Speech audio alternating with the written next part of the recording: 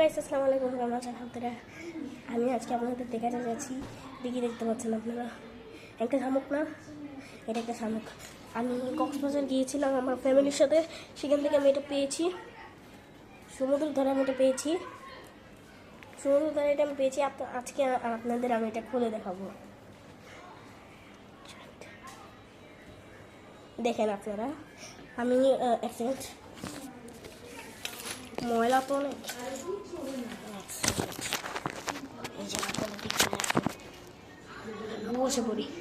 এই যে আমি এটা এখন খুলতেছি, চাকু লাগবে।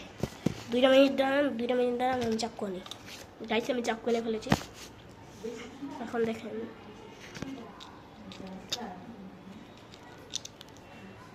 তো নগদ খুলে গিয়েছে। এই এটা কিন্তু ঠিক হবো না। আমি দোকানদার থেকে কিন্তু কিনেছি অনেক দাম দিয়ে, দাম বলবো না। কিনে এত বড় একটা পড়ে গেল। এত বড় একটা শামুকের ভিতর থেকে এইটুকু একটা মুক্তা পেয়েছি। কি বলবো আমি, বলেন। আপনারা কখনো কক্সবাজার এটা কিনবেন না, যদি পান তাহলে সমুদ্রের ধার থেকে আনবেন।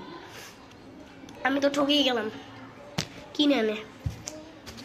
ভালো থাকবেন, আসসালামু আলাইকুম।